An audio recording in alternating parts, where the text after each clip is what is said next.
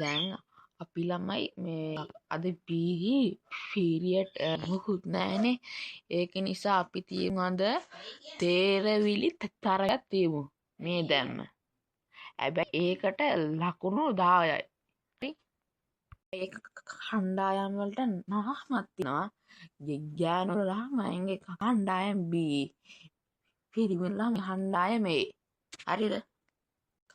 ඉස්සෙල්ලාම කියන්නේ මොහොන කණ්ඩායමක්ද?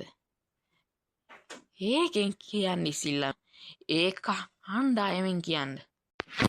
මාම කියන්නේ කපන්න දික් වෙනවා. ඒ මොකද්ද ඒ? කපන්න දික් වෙනවානේ. ඒක තමයි කාණුව. මං ආන්නේ දැන් ඒ කණ්ඩායමෙන් ඒ උත්තරය හරිද? හරි. හරි. ටීචර්.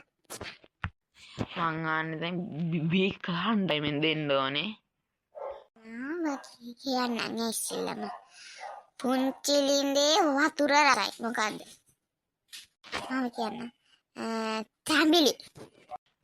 මං ආන්නේ දැන් B කණ්ඩායම ඒ උත්තරය හරිද? හරි මැඩම්.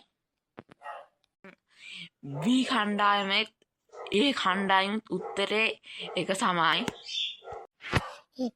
හිද්දාස්සේ කුරු. තේරිවිලි වලට හොරක හැරන්න බෑ. පුළුවන් නම් උත්තරේ කියන්නකෝ. එහෙනම් උත්තරේ කියන්නද?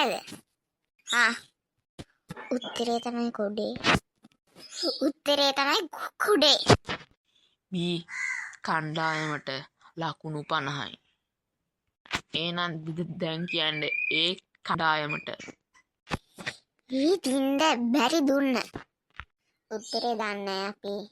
එහෙනම් උත්තරේ ඕගොල්ලෝම කියන්න. එහෙනම් කියන්න බලන්න ඒ කණ්ඩායම උත්තරේ තමයි දේ දුන්න. ඒ කණ්ඩායම අරන් තියෙන ලකුණු 60. මැඩම් ඒගොල්ලෝ තේරිවිලි වලට හොරයි.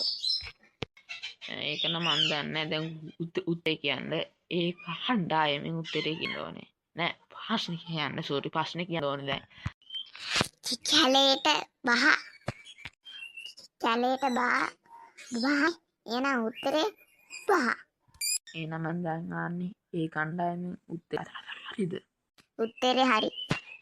මං කියන්නම් මොන කණ්ඩායමද ජයග්‍රාහකයා? B කණ්ඩායම. උරේ